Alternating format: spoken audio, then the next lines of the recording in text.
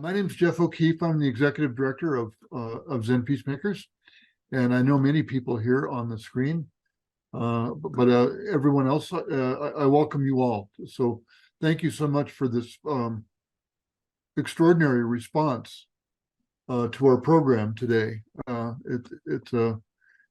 It's indicative of how we all feel about what's going on.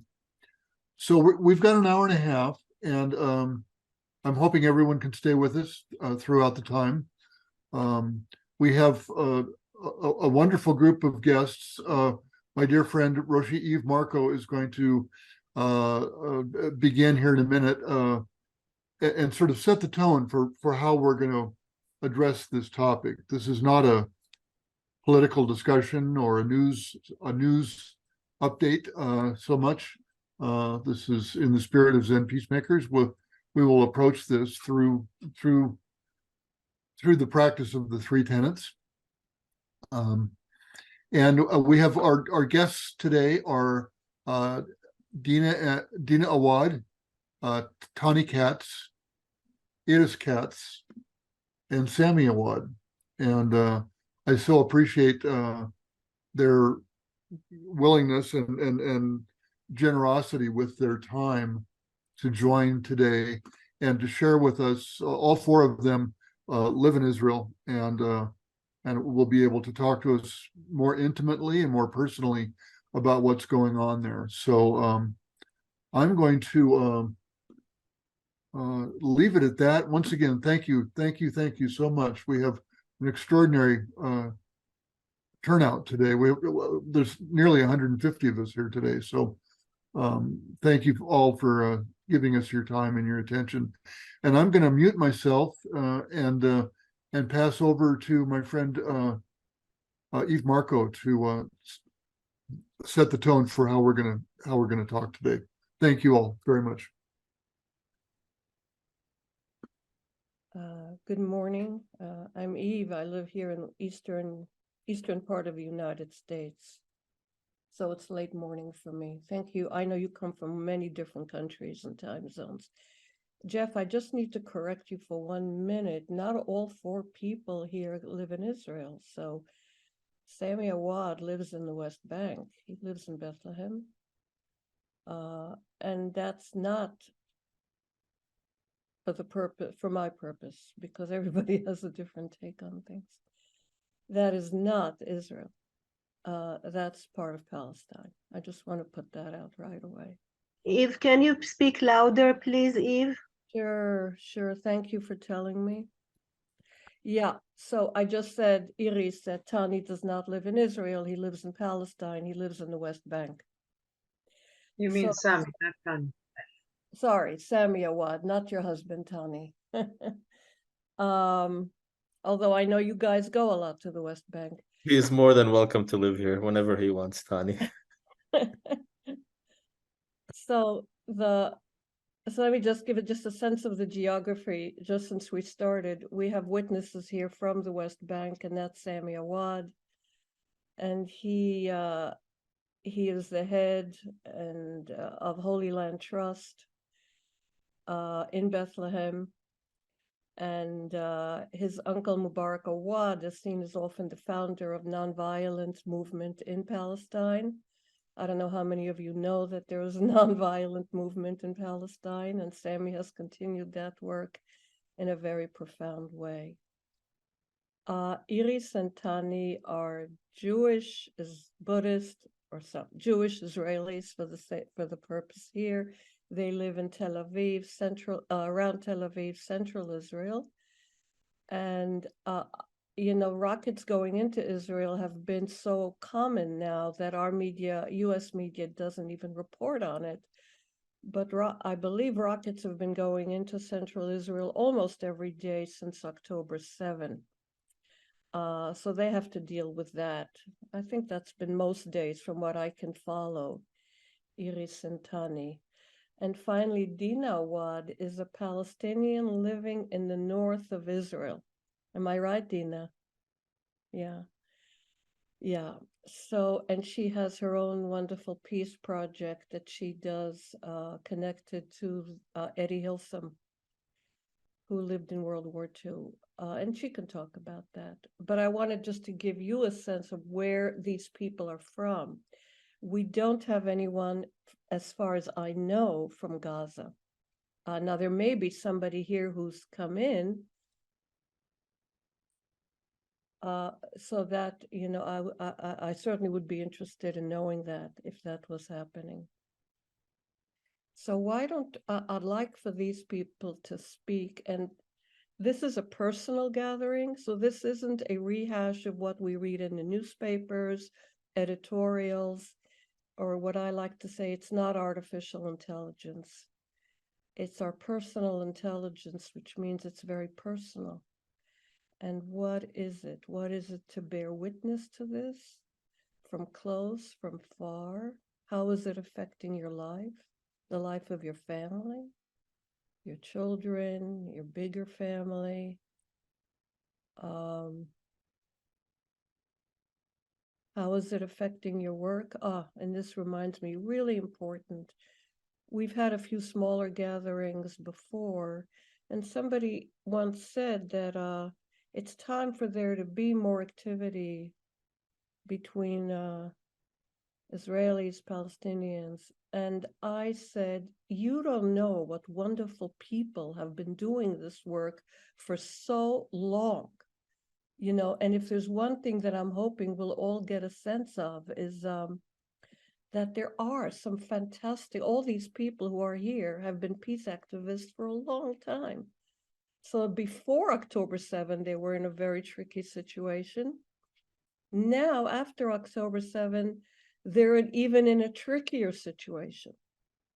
And I just want to say how much I admire them, how much I think those of us who care about Middle East should really support them and respect them in whatever way they can use support. Maybe I'll say that something about that a little later. But I wanted to make sure that people knew that these four people have been involved in bringing encounters and dialogue and shared experiences to the foreground. And now we're going through a lot, really a lot, holding always more than one narrative all the time. That's a very hard thing to do in the middle of this war. So to start,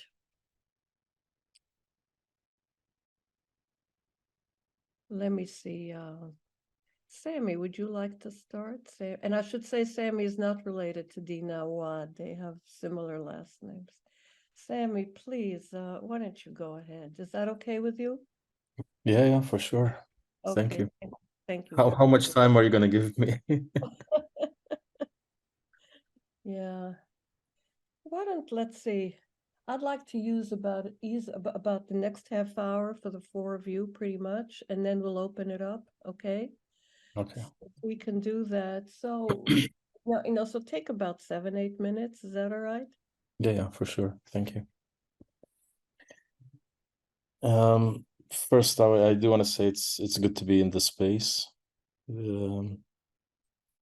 I I want to say I've also refused to be in many spaces, invited to many webinars, but I feel that any group that comes in with a heart and consciousness to really dig deep and find out, and more importantly, just keep checking themselves, and to just really, in the open heart, bear witness to themselves and to others, are the important spaces for us. Not spaces to argue, not spaces to fight, not spaces to right and wrong each other, but to spaces to really connect to what is happening. Yeah, you said nobody from Gaza, but half of me is from Gaza. So I'll start from there. My mother's family is from Gaza, and all of my relatives from my mother's side, except one cousin who's in Cairo, are still in Gaza. And they're really struggling, like all the people there. My family had to leave their home in Gaza City about 2 weeks ago and headed down south, and they are lucky to have friends in the south that they're staying in their home.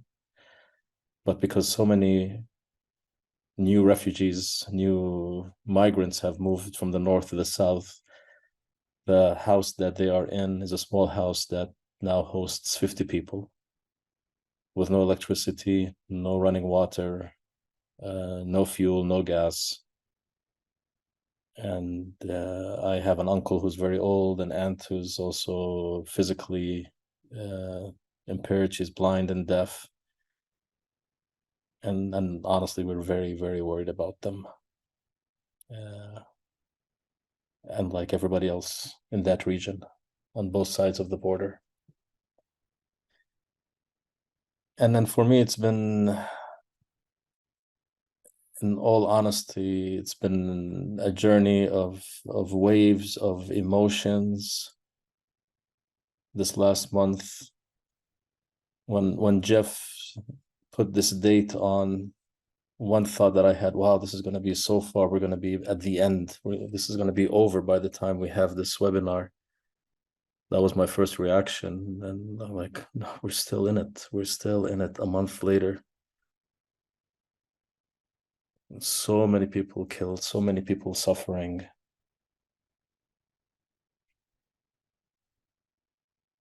And so much hatred, so much anger on both sides that it's almost unbearable. Living in the Palestinian community in Bethlehem,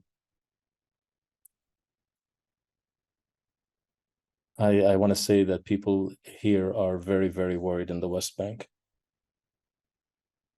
People here are very worried that the Israeli government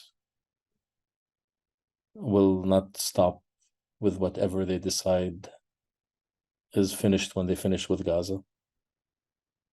That the price will also be paid by Palestinians that live in the West Bank, as we're beginning to see. Since the beginning of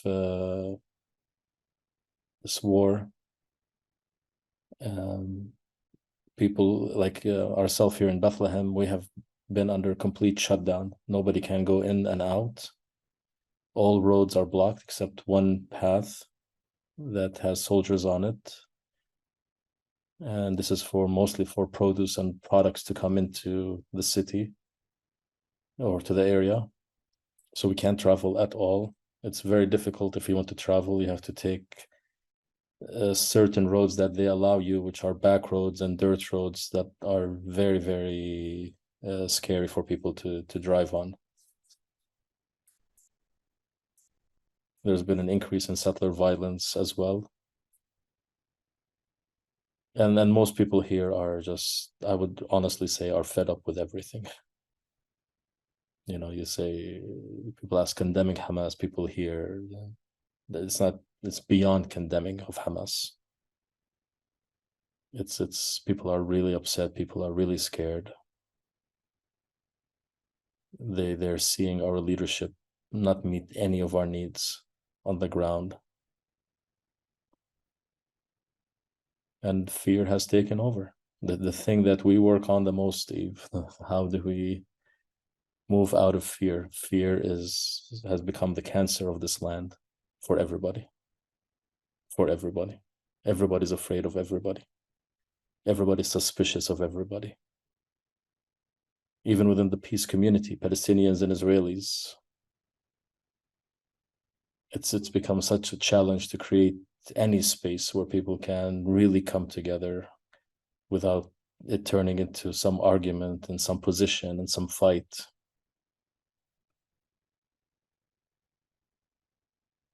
And I want to just end for now by saying that I believe the work that we started to do together, the work that the Zen Peacemaker community, the work that I was introduced to by you and Bernie, that we cannot move forward without addressing the past, without addressing the traumas of the past, has become for me the most important work that needs to be done.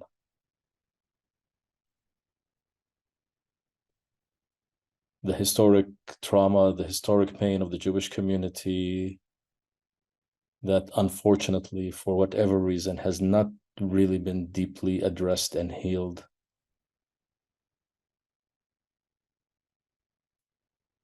Has been triggered by what happened on October 7th in such a deep way.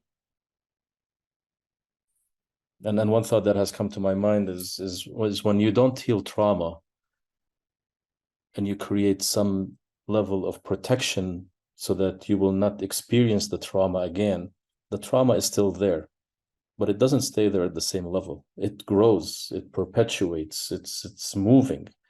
And so that narrative of trauma is still there, but we create security measures around it so that we won't get hurt again. But then when an incident like this happened, a tragic incident like what happened October 7th, it not only ignites the trauma again, it breaks all these security measures that we created that were in a sense illusions. And for me, this is what's triggering this response. And it's not about the military response and the thousands that are being killed. It's just the level of resentment and hatred towards Arabs, towards Palestinians that is taking place. And vice versa as well. Within the lack of healing within our own context, the Palestinian context of what happened to us and our trauma and the Nakba, and creating illusions of peace around it and illusions of security around it and illusions of a Palestinian authority around it that's supposed to protect us. Now everything is breaking down. Everything is collapsing. Everything is breaking down in this land. And my hope is that people like us and people like in this room will see what's breaking down and ask, what can we do to create the new, not rebuild the old? Everything has failed us. We need something new to emerge in this plant. Thank you. Sammy, I'm just one quick follow-up question. Can you talk about hope, or can you honestly say at this point I'm at the very bottom and haven't gone there yet? Just thank you. Yeah. One of my favorite statements that I used to say is, hope exists in the growing hopelessness. Because when you experience hopelessness, that means you are ready to let go of everything that had given you hope until this moment and see it as an illusion. And so at this point, I am hopeless. and this is where I hope my hope will arise from. But the situation now,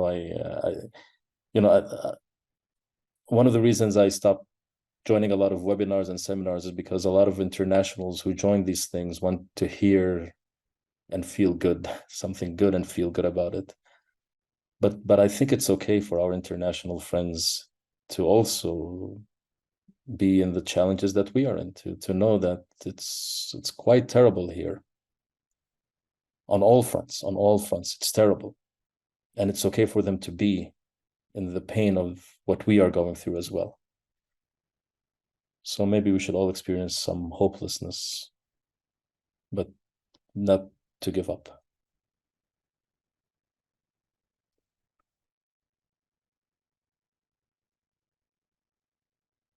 Yeah.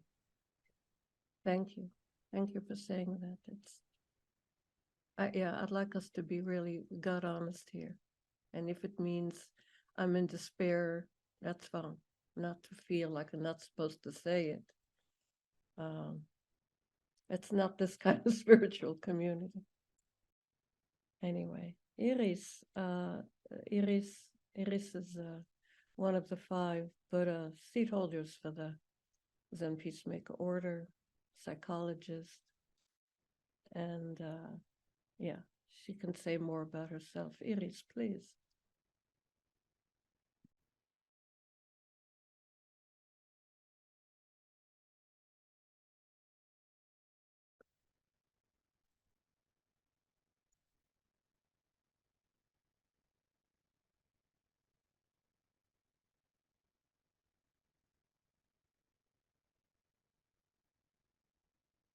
Um,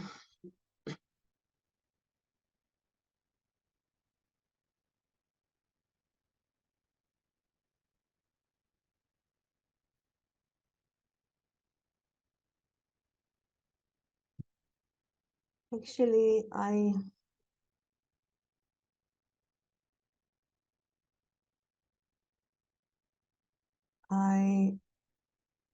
thought not to come this evening. I'm here because I promised you, Jeff, to come, and also Tani thought that I should be here, so I promised to come here 3 weeks or a little bit more.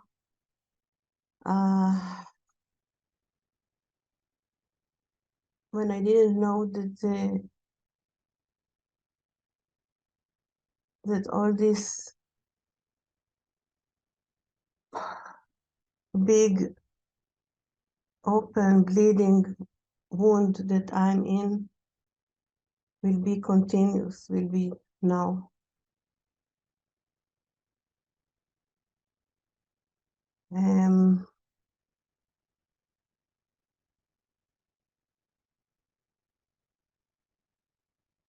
I prefer to stay to stay silent, to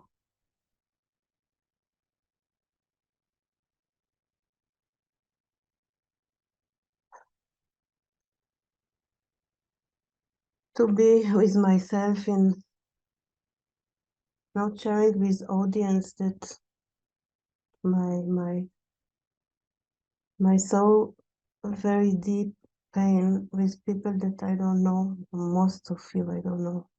Happy to see some that I do know.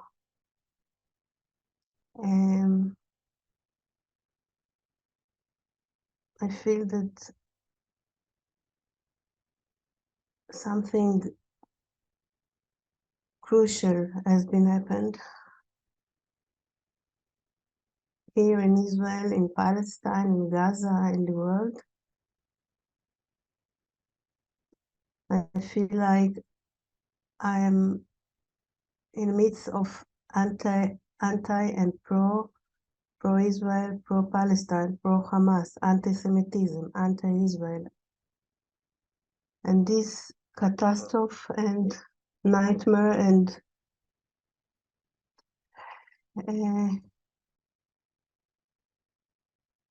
tragedy is going on and on. It doesn't stop.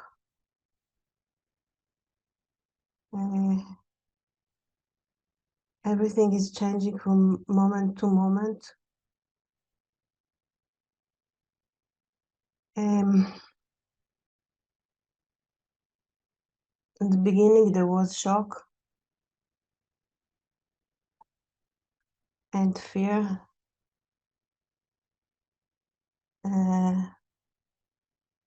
I was in New York City when those atrocities in the south of Israel has been happening. In the evening, we flew back home.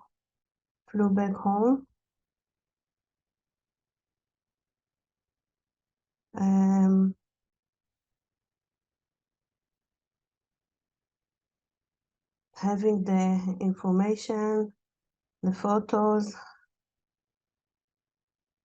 people,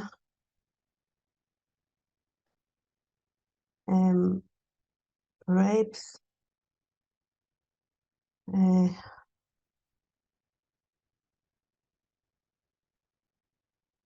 know that most of you, I believe most of you know, I don't have to repeat or to describe.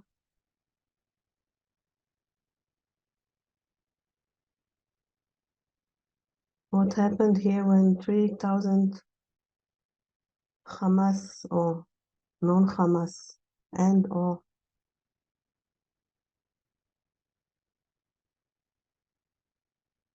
attacked the towns, kibbutzim and such in south of Israel. And brutality that I didn't think that it might happen in this time of the world, of my life, there was shock, there was fear, then despair and depression and uncertainty, and then losing the way, losing the path, losing the meaningful significance.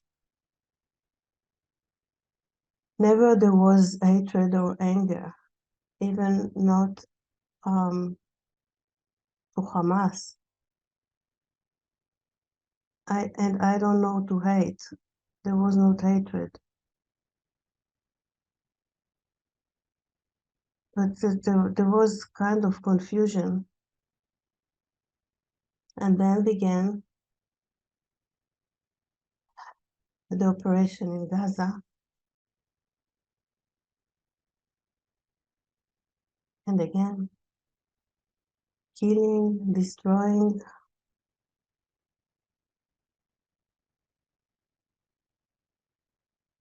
I don't have any fear anymore. I'm not afraid. Even I'm not afraid of rockets. The other day, just 2 days ago, Tani and I were in Tel Aviv visiting Daniel, our son, and then when we began to drive home, there was a siren, and we were lying on the pavement, and Tani on me. I wasn't afraid. I knew that I wouldn't die in the siren in Tel Aviv.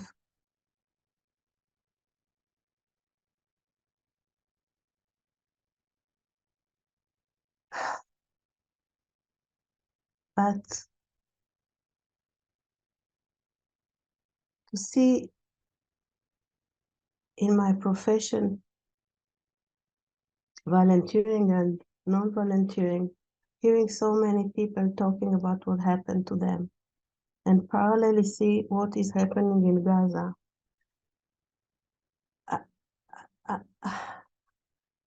I don't know how one can be, I don't know how I can run my life actually and do my job. Only one thing, something that I know is that really there are no two sides. There are much more sides than two.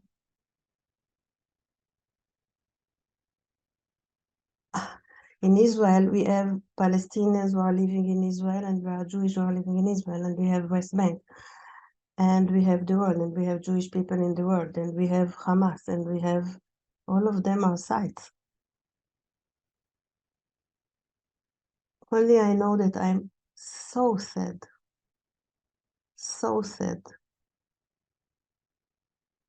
that even I cannot say that I'm holding the two sides because there are so many sides, but such a sadness. And we have also here in Israel sides, because there are, we have sometimes now problems in hospitals when Arab or Palestinian Israelis nurses are not cooperating with Jewish nurses and vice versa. We know that there are in the dormitories in the university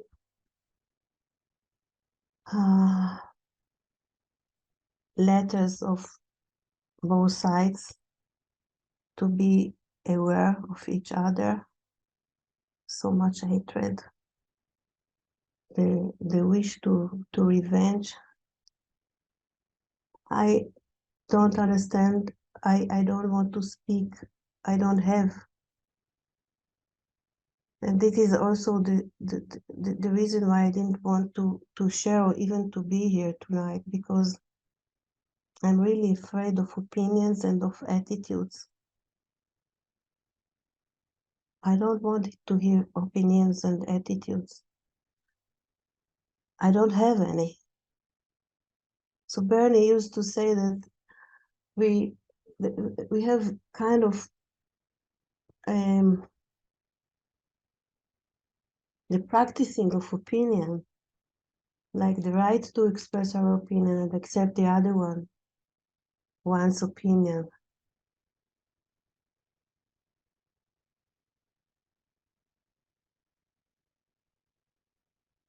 I know that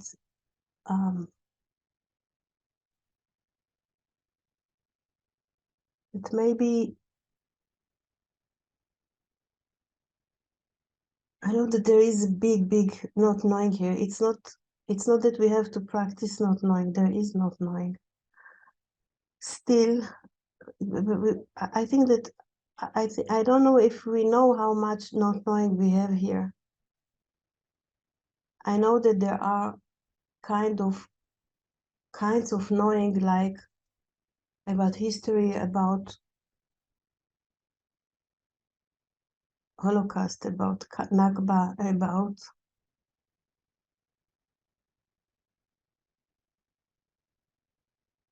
no, I'm not there, not even in the trauma, post-trauma, intergenerational trauma. No, only not knowing. And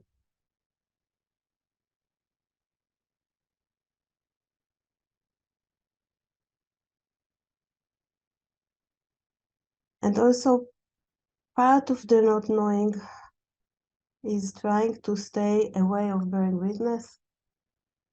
Like you see, all the practices that we know are not helpful in a way. Like bearing witness to what? Why to bear witness? How can you stand the bearing witness? So some would say bearing witness to yourself, kind of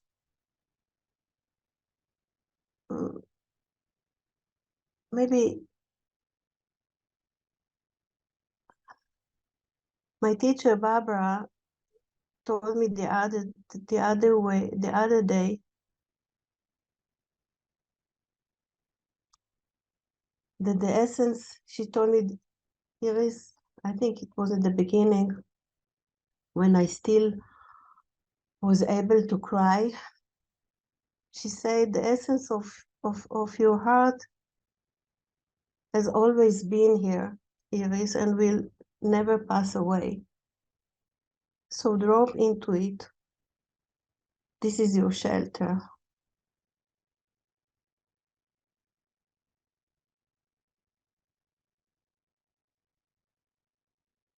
This is what I'm trying to do. I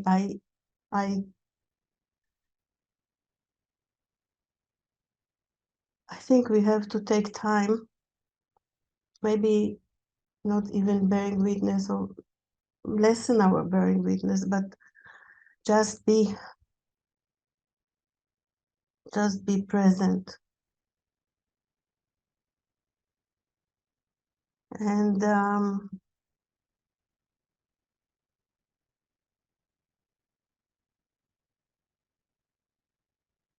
not waiting for what we usually practice to the appropriate, to the tenets, like appropriate action or healing action or loving action, or having an insight like in psychotherapy, for example, or having an opinion. No. Maybe just staying in the being and the being present, because this is our role maybe in this situation. And the doing is what arises from the situation, like like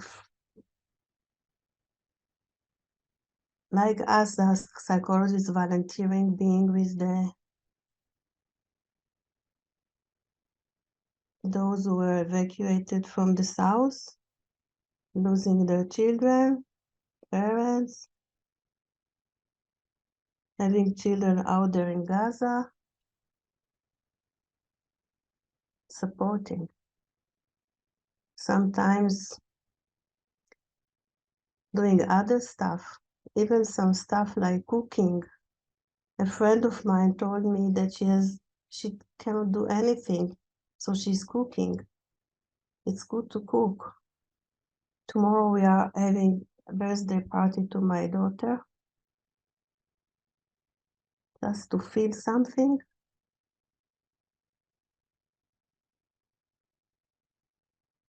And pray.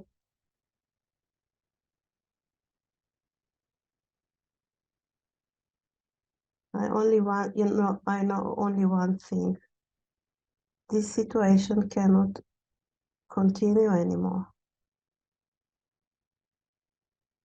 I cannot see on the screen of the television or in my nightmares the houses in Gaza and the people in Gaza evacuated from their home.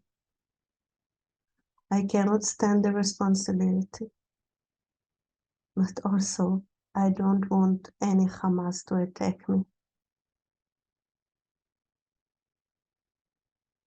And I know, we all are talking all the time about the occupation, but something is not enough anymore.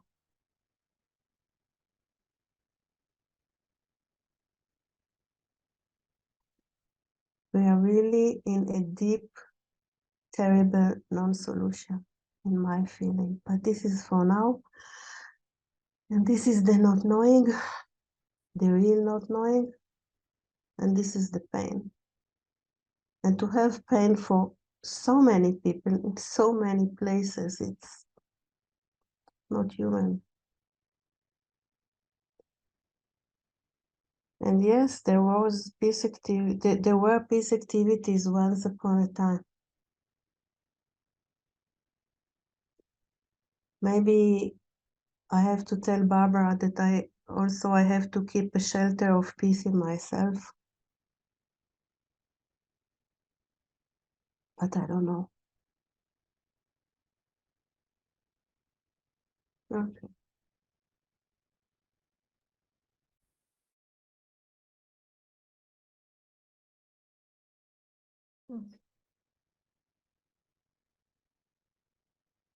Okay. Thank you, Iris. תודה רבה. If I don't hear you, I don't know if it's only me, if I have problems. I will speak as loud as I can. Sometimes I just get lost in my own reaction. I will speak as loud as I can, and I thanked you.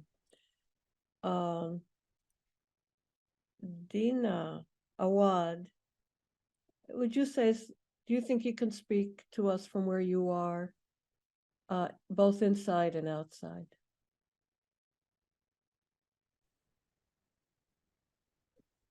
What do you mean inside and outside?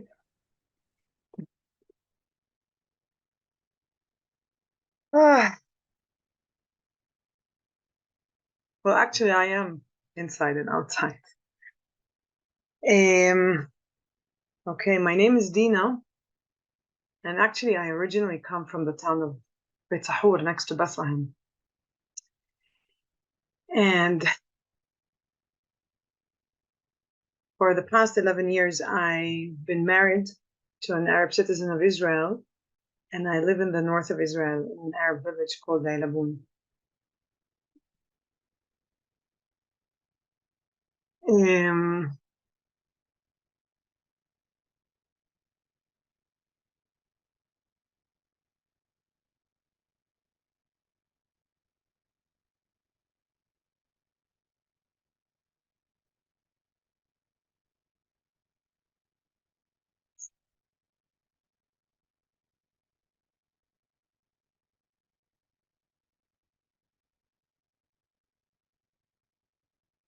When the when the attack happened on the kibbutzes on the 7th of October, a group of us inside Israel, Palestinian and Israeli activists, we started to look for the people we knew in Be'eri who are also peace activists.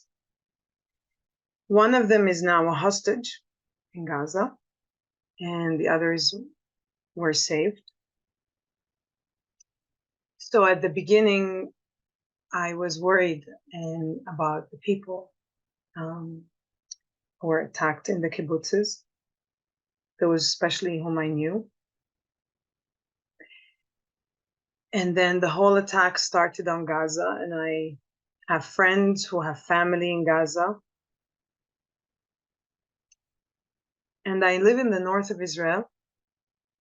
I have 4 children. 2 of them study in an anthroposophic Jewish school. They're the only 2 Arab students in the school. As a Palestinian living in Israel, although my husband is an Israeli citizen, I don't have the citizenship. I have a permit that allows me to be in Israel, that allows me recently now to drive.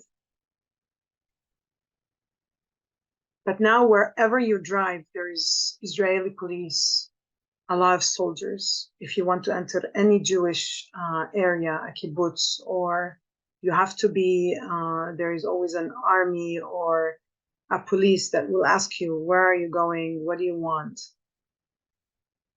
Luckily now I know a better Hebrew, so I can express myself. And luckily that my looks and my dress code helped me, that I'm not seen as an Arab. But I'm always afraid now because sometimes the police stop the cars and start to speak to the people. And what if he asks for my ID? What will happen? And at the beginning, there were no schools. So I had to drive with my children to the kibbutz next to the school. And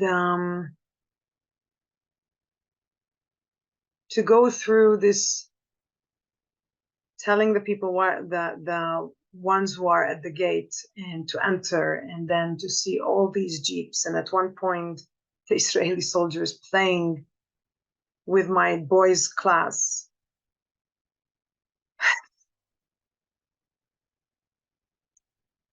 And hearing the bombing and the air flights, because we are close to the border with Lebanon. So there was a lot of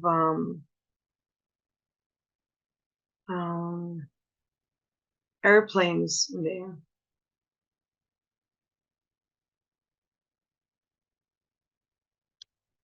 And yeah, as both Iris and Sami said, there's now a lot of fear. There's a panic. Like, you see people in panic. They're really in panic. And when you are in panic, you don't see clearly. And everyone is afraid. Everyone, like, and you see, no one goes to the other cities of each other unless it's a necessity. And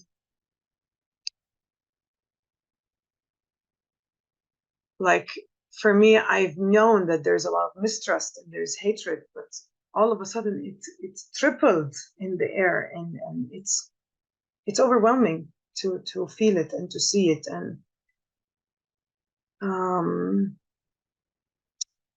the belief that, yes, we need to get rid of Hamas, and that's why it's okay to destroy what is being done in Gaza.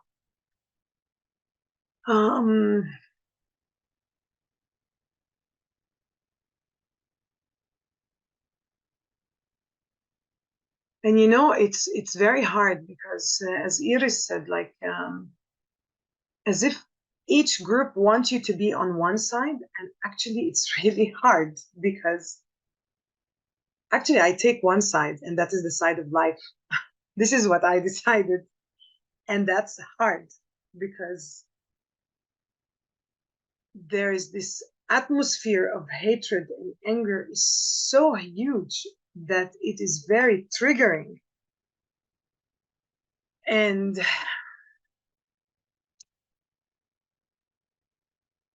it's just, and for me also it was just to hear that from Israeli and Palestinian peace activists, that all of a sudden how much the hatred is there, the mistrust is there, and to see that, wow, this is a big test for all of us.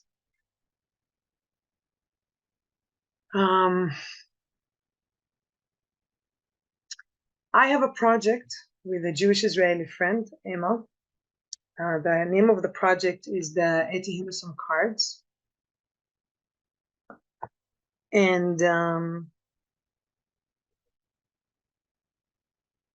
Eti Hillesum is a Jewish Dutch woman who died in the Holocaust. And me and my friend, we were both inspired by her writings. A woman who died in the Holocaust, but she decided not to hate the enemy. She decided not to be a victim, despite the fact that she was a victim in the war.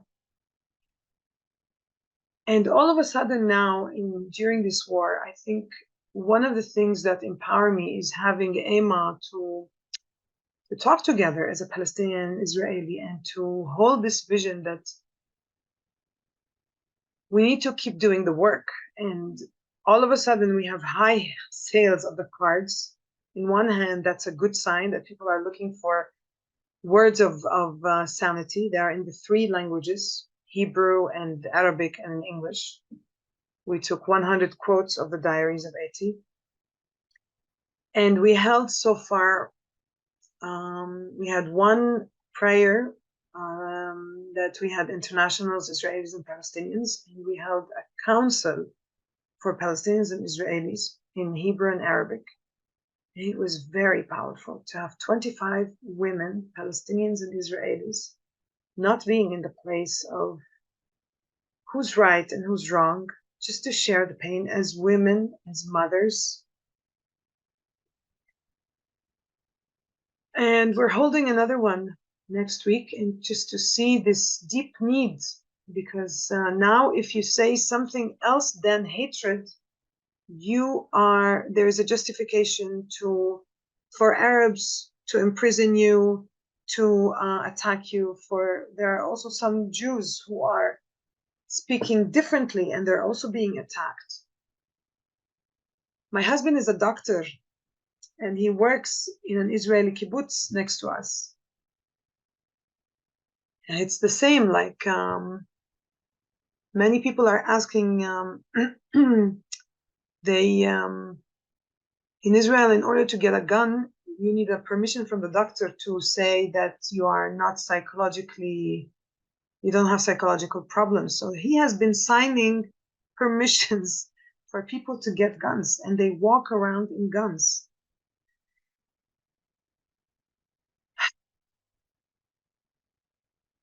I dance biodanza.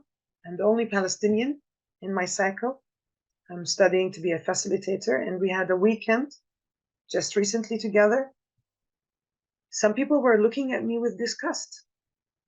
They didn't want to hug me. They didn't want to get close to me.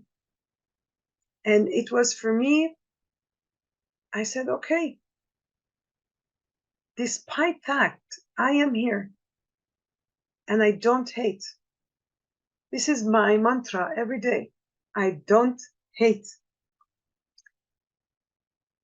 And I feel my heart goes everywhere. And like, I know Jewish mothers who have sons in the army, and I worry for them. Like, I'm thinking now, if my son is in the army, how would I sleep? Like, I'm just thinking, I'm looking at them, how are you able to sleep?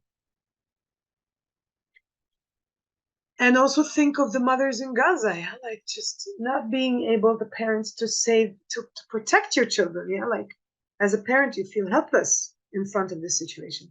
I cannot protect my children, both sides. And this is crazy, because parents should be the source of protection, of safety.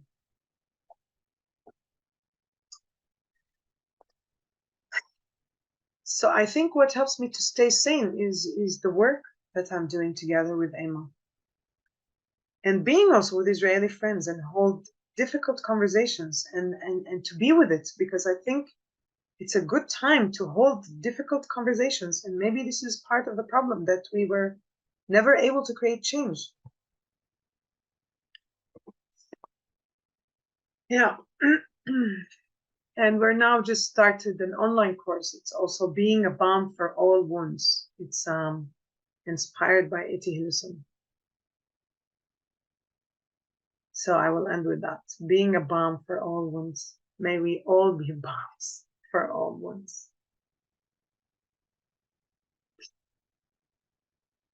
Thank you. Shukran.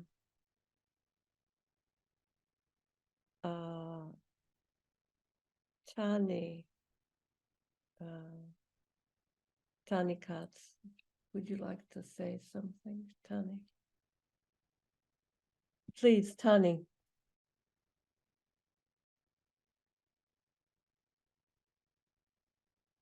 You.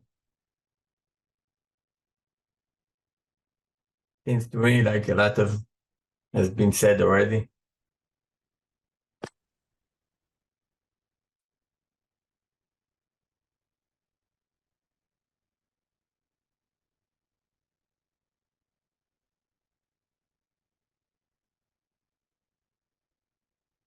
Say that we all need a lot of somehow courage to be in this situation. Somehow I'm bashful that I didn't have the courage to talk with Sami before this meeting. But maybe he didn't have the courage to talk with me as well.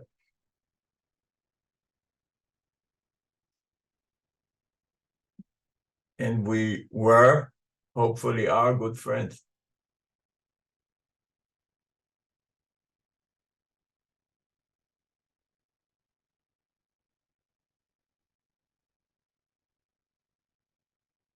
Really unbelievable to grasp what's had happened, what's happening, what is happening, going to happen. It's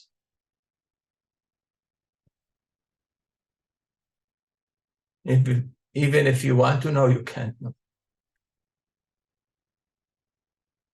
Not choosing not to know.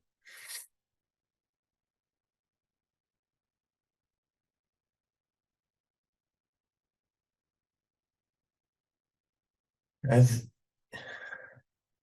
was already said, it's so really very, so unbelievably sad.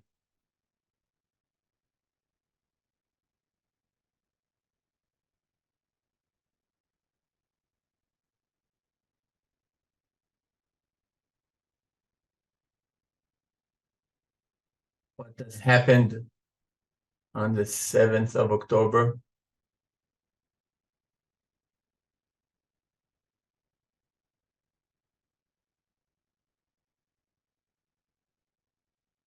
As someone who I know who has tattooed the date, 7th of October 2023 on his hand.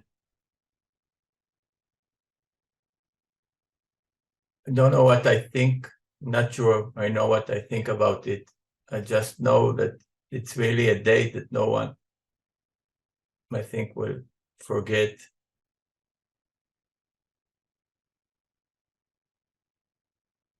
What we've really seen there in the 7th of October is really unbelievable.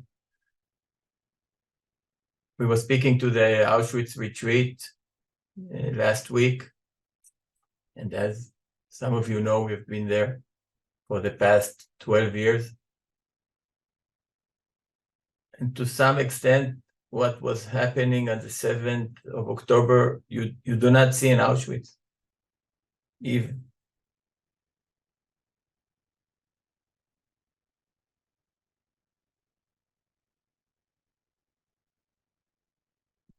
the passionate cruelty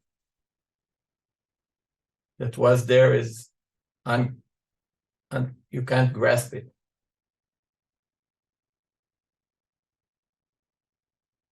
And under no topic of freedom fighters or other topic. Really, what has happened there is unbelievable. Just pure evil, cruelty.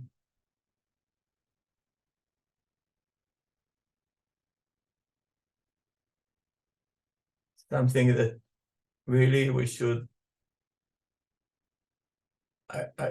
it's not, there is something that it's really not, it's probably the human capabilities, but it's something that you want. I really do not want to define in any kind of human scale.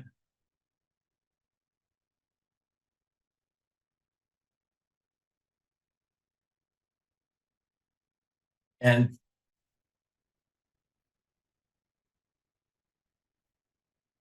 it's really confusing. I think the most clear feeling that I have is that it's really confusing. Nothing that we believed in or understood the world through or understood what's happening through it's all upside down. And as it was, our concepts were complex. Being Israelis in the favor of Israel, somehow opposing the Israeli policy, being for a Palestine state. All of this somehow was a complex that we could hold. And it's become so complicated that I really don't think we can hold it in this way anymore. Something has really, what has happened is in many senses a game changer. And it's not part of this cycle that we were somehow trying to combat.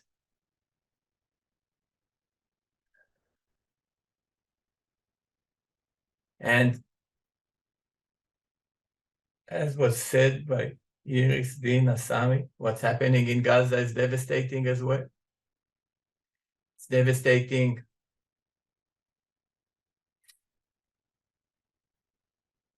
that there are 240 Israelis, not only Israelis or citizens, whoever, people were captured in Hamas and kidnapped, who nobody knows where they are. And to some extent, this military attack is somehow trying to create pressure to hopefully save them. It's devastating what's happening to people in Gaza.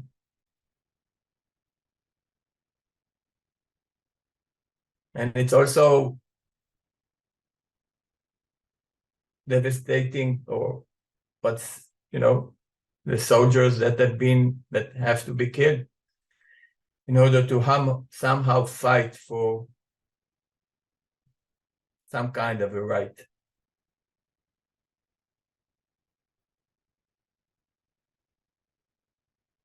And it's very difficult since you can all day long can shift from one world to another world to another world, from being an officer myself in the army, asking myself, would I go? What would it happen if I was on a tank there in Gaza?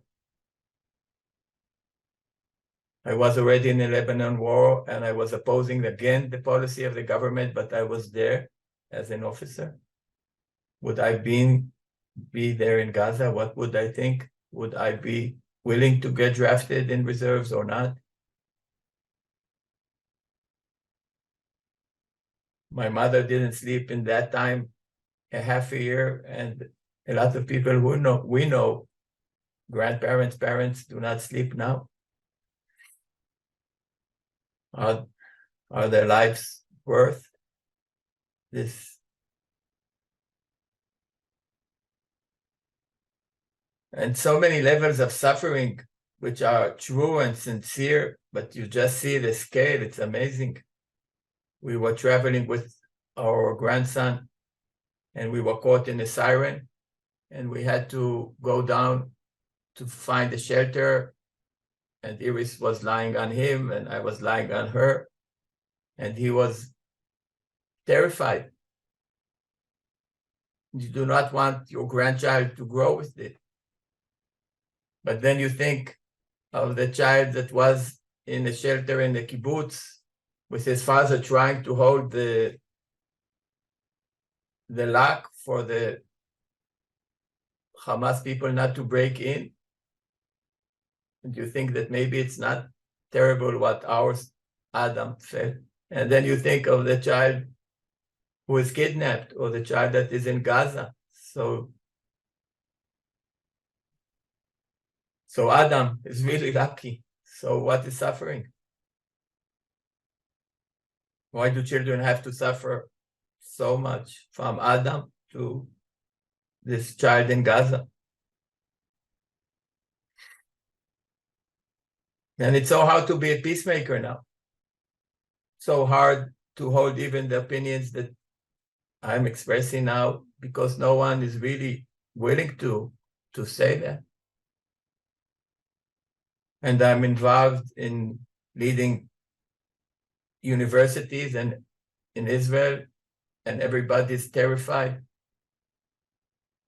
by the fact that they are going to be open with, of course, Israeli and Israeli Arabs as students, even to an extent that they're saying maybe we should open in Zoom in order not to create an interaction. And of course saying we have to face the reality, we are together here. We must find a way to contain the anger, the hatred.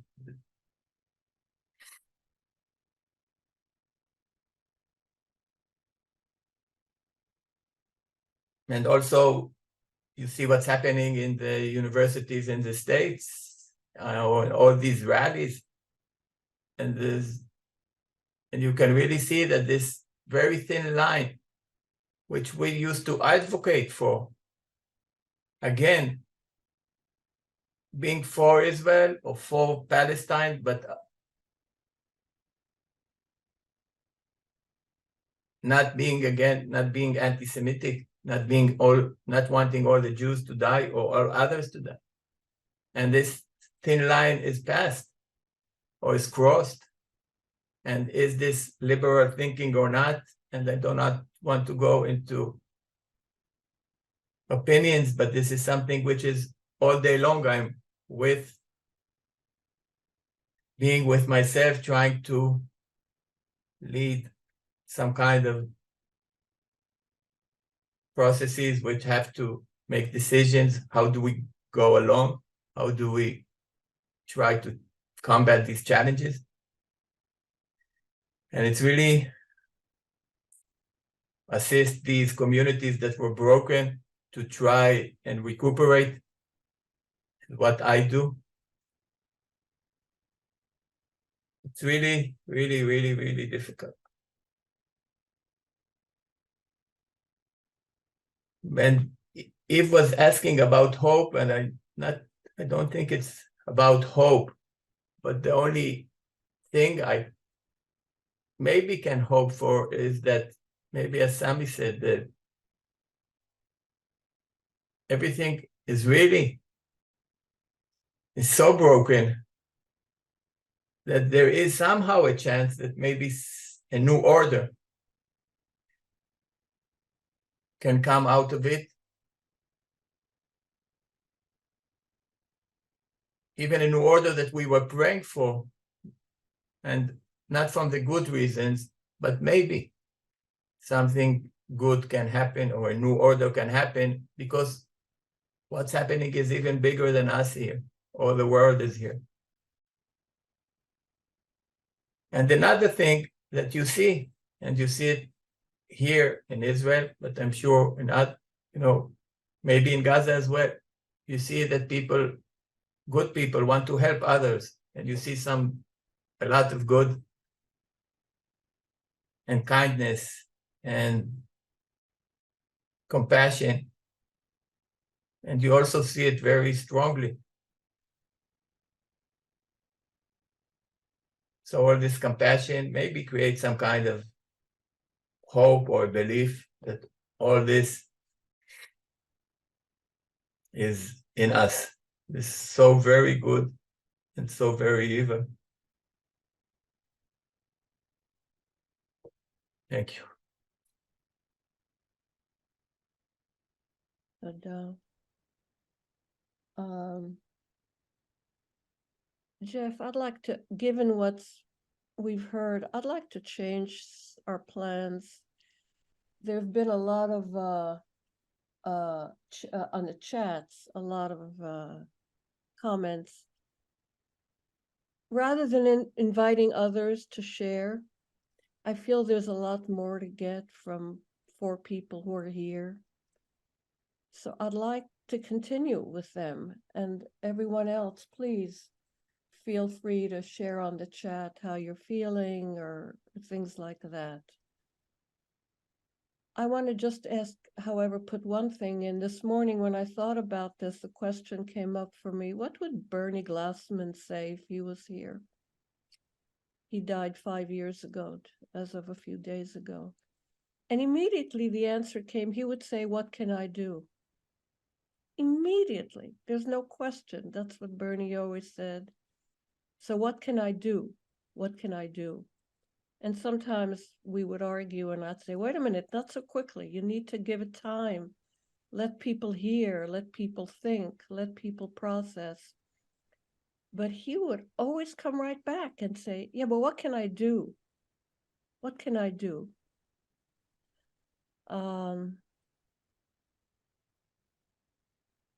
So I want to put that out also. People want to know what they can do, and listening to Iris, it's maybe way too early. When there's a trauma, it takes time. You know that better than I do. But what can people here do? What can people who are not there in the middle of it do? Can you think of anything? Sometimes it's support, and I feel like I want to support the 4 of you in whatever way I can. So that's one question that came up for me, and yeah. I'm sorry to interrupt, but I have to leave. I have a group to lead, a supervision group to lead, so I'm sorry I have to leave. And I wanted to tell you thank you, not only to say bye-bye by chat. So sorry. Thank you so much, Edith. Yeah, bye. Please take care.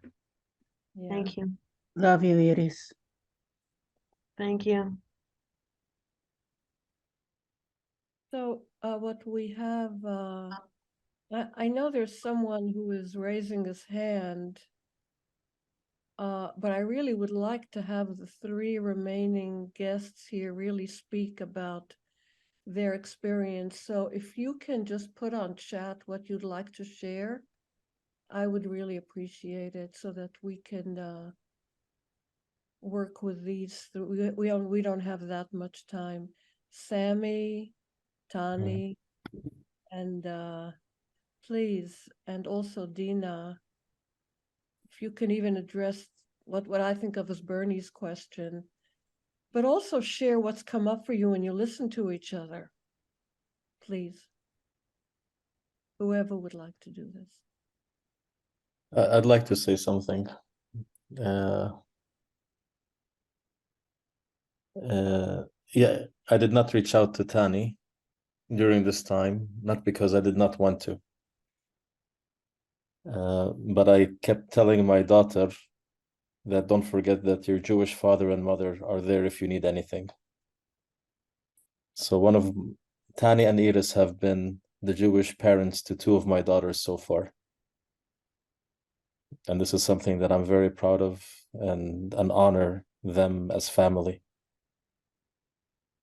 And so one of my daughters is studying in a school right next to them.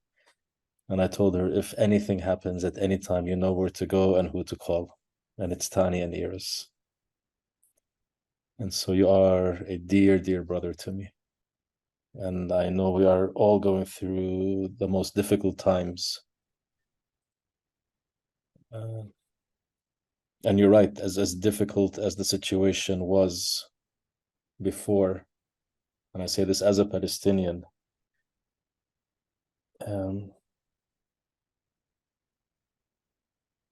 I have to say, as if like the status quo was not acceptable, but was livable. What we lived in before October 7th, all of us did not accept this, did not accept the occupation, did not accept how Palestinians were treated, did not accept violence, but we somehow found a way to live through it. Bypassing, ignoring, creating alternative spaces, Christmas parties in my house, Tani. we found ways to live through it. And I want to say, yeah, now we have a new status quo. We have a new reality that we cannot deny. It's there. When Iris said she wants peace, and I fully believe her, and at the same time she's afraid, I fully believe her. She's not making this stuff up. I'll say for me, this is the first time in all of my life in this land that I'm worried. I worried about my own safety and the safety of my family. Never had we had this experience before.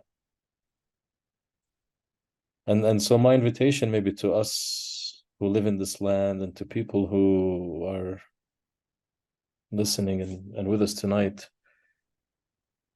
is let's not make the new status quo livable. Let's not accommodate ourselves to it.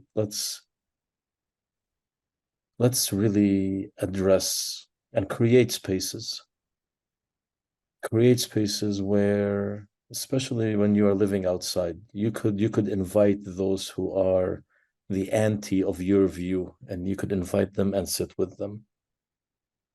Don't make the mistakes that our politicians did by not inviting certain groups because they were seen as radical or terrorists on both sides. You could actually create spaces where you could sit and have conversations and listen to them, listen to their pain, listen to their anger, listen to everything that triggers you. If we have to and are forced to fall into the one-sidedness, maybe for a little time now, you don't have to, and you don't need to. Our struggle is people dying every day, people afraid every day. Don't this is not your struggle. Don't make it your struggle. Your struggle is for peace and for justice and for equality, for all the people that live in this land to live in dignity and security and respect. And so my invitation is create the conversations, reach out to the others and engage with them. And I'm glad this meeting happened so I could see Tani and hear him and love him even more for who he is, and Iris as well. And I really, really look forward to the next time we meet. And we will have serious talks, and we will have talks that will trigger both of us. But we will start with a hug, and we'll end with a hug in every conversation we will have. I promise you this.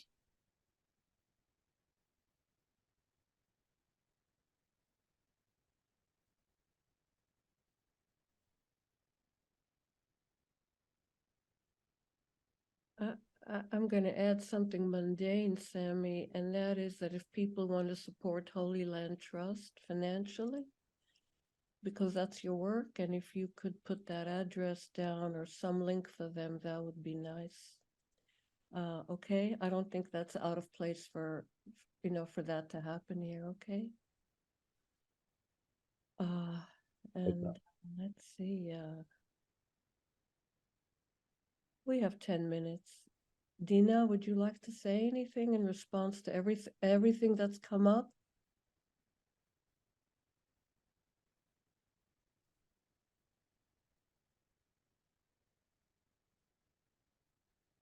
Um,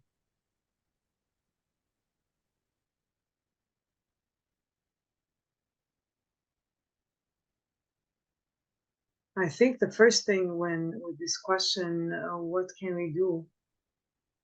The first thing is to decide our inner reactions and not to fall into the trap of hatred and separation, that these are the good guys and these are the bad guys. This is actually easier. And to hold all sides, that we're all human beings and we must look beyond that and to see where is war inside of me. When I am in my daily basis, where am I discriminating and looking at this person is lower than me and I don't talk to her because she's like that and I don't want to sit with him, and to be open to have hard conversations and to stay with a loving heart, to hold listening circles and just be with the difficulties and to say it's okay, because I think why we have wars in the world, not only in Palestine and Israel, because again, you see it in the schools, you see it in the small groups, that if someone is different, we fight them, we don't include them, whether they're different in their looks or in their opinions or in what they're wearing. And I want us to try to change these systems inside of us of inclusion and not to integrate inclusion rather than separation. And to be with the difficulty and to bear witness.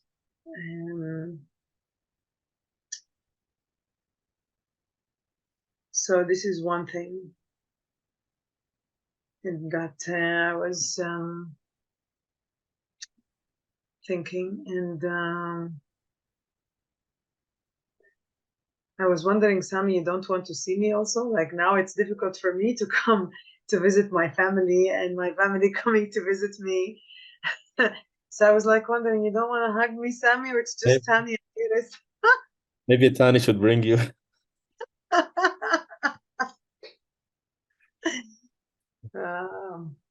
Yeah, because it's been a long time now, and I don't know when I will visit my family.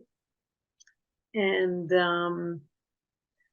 my children sometimes ask questions. And that's also the challenge, how to teach the children, yeah?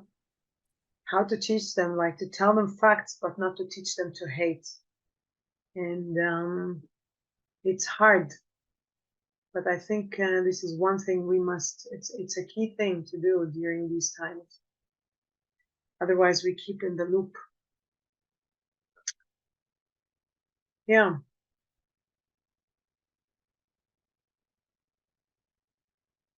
This is what, you know, when I was in Auschwitz, Father Frank said something, and I keep thinking about this sentence. The war is over, but it is still alive in our hearts. And I think about this sentence. It's been like almost, I don't know, 2011 we were there in the Bearing Witness retreat, and I keep thinking about this sentence. It stays with me. And every time there's war, I see, yes, the war is still inside of me. And we must look, where's the war inside of me that I can end it in a way that it doesn't get reflected outside. And sometimes we think we need to do the big things, but actually we need to take care of the little things as well. They matter. Yeah. It's good to see Tanya in ears. It's been years. So thank you. Tanya, before you speak, I see someone put in the chat whether Zen Peacemakers works with groups like the Parent Circle, standing together. so far as I know, we don't. But I think that there is a question about follow-up to this session. So I think it might be nice if all the participants here have ideas in that spirit of what can we do? And you have ideas of connecting, follow-up, and other things. Do either put them in the chat or maybe feel free to email them to Jeff. Jeff, is that okay with you? Yes, Eve, that's good. I'll put my email address in there. Great, thank you. Okay, Tani, please, Just please. concretely speaking, we were doing a lot of work with the Iris and myself, also Sami, to a certain extent, and I don't know if Dina was, but we were doing work with the family circle a lot.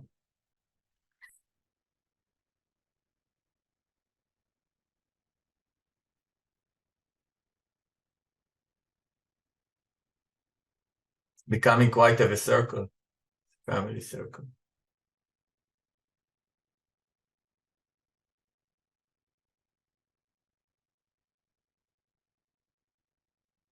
Even Central Park could not contain the size of the circle that it has become. If you take all the bereaved families in this area.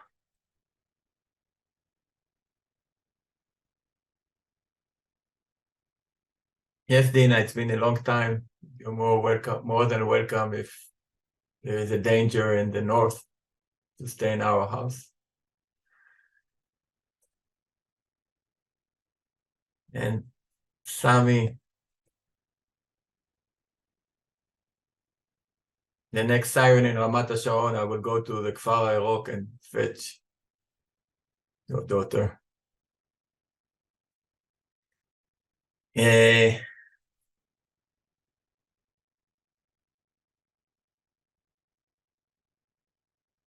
I don't know if that's the answer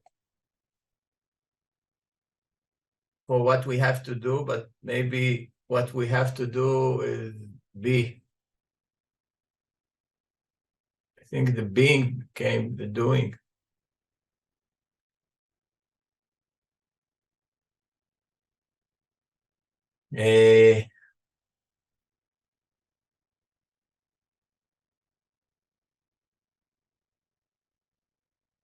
Emotionally, and also in a sense cognitively, to embrace complexity is really so difficult, but that's the biggest challenge, as I think Sami, Iris, Dina said, I did before.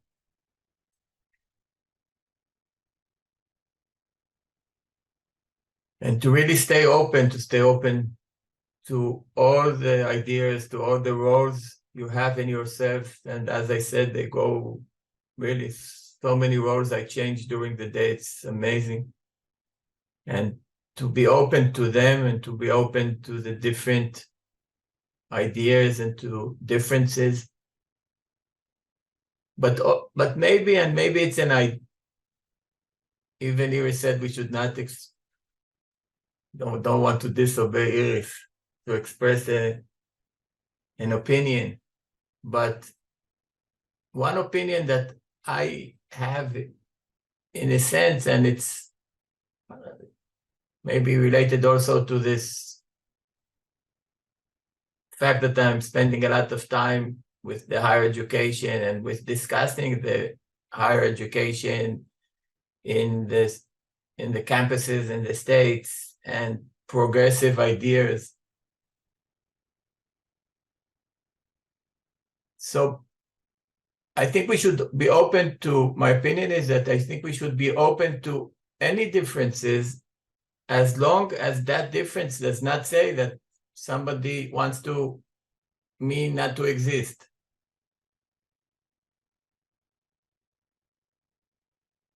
So somehow I think we're confusing liberal and progressive ideas with a right also to kill. And if a liberal idea contains the right to kill, I'm not sure that I'm not sure I know how to contain it. And so maybe in order to be able to contain almost everything, we should push the limits as far as we can, but to some extent have a limit. Because otherwise, I think we cannot somehow, it's a loop that you cannot go out of. So in order to be in the loop and to open as much as you can, we have somehow to put some limits.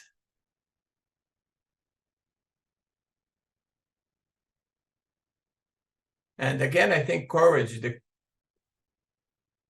everybody now fighting in Gaza or escaping Gaza or running away has to have a lot of courage. But the courage to be open and accept differences is maybe does not require us to risk our lives, but takes a lot of courage. And I hope we continue to have it.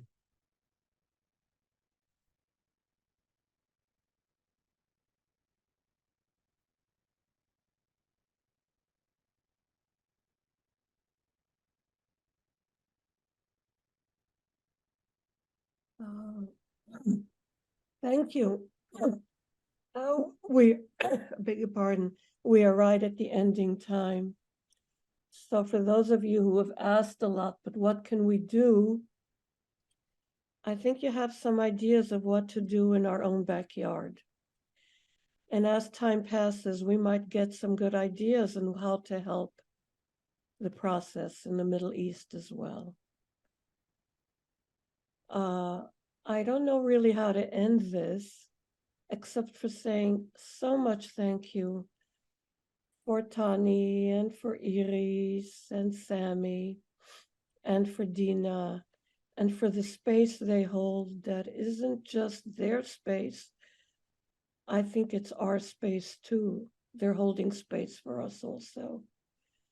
And I think that in some way, I beg your pardon, we need to keep on holding a space for them and for all the sides, all the sides in this war, everyone. So Jeff, I'm going to now hand it to you. Thank you, Eve. And we'll wrap up here quickly. I want to echo what Eve said. I want to thank Tani and Dina and Sammy and Iris for sharing, and for Eve for her gentle guidance through this topic. I put my email address in the chat. If you have any questions, if you want to, anything you might need, feel free to use that email address. I know a number of, and perhaps we had confusion around time zones. It happens this time of the year. I know a number of people came in late. We are recording this, and at zenpeacemakers.org, I encourage everybody to go to zenpeacemakers.org, and we'd love to have you join. It's free. It takes about 30 seconds to join Zen Peacemakers, but to be sure, subscribe to the newsletter, and you'll hear more about events like this in the future. But mainly, it'll probably take us a few days, early next week, but the recording of this session will be available to everyone. So if you missed any part of it and you want to go back to it again, I invite you to do that. I also invite you to share it widely. Share it widely with your networks, your friends, and your families. So, and Eve, did you want to mention your next event, or is it premature to do that? No, it's premature. Can you hear me? It's Yes. premature. It's premature. I think that we should talk. And if you want to write emails or things about what kind of follow-up you would like to see, communicate with us so that we can serve that. And also the same thing with regard to Sammy and the others, please, there are things that Zen peacemakers from here, with all the people who come in through us, can support you in whatever way, or what you think is a good way to continue, please let us know. Thank you, Eve. Thank you. But I think generally speaking, we will have some other events around this issue coming up in the future. So stand by. And with that, we'll say goodbye to everyone. And most importantly, send love and wishes for safety and good health and peace to Sammy and Dina and Tani and Iris. Thank you all. Take care. Bye-bye.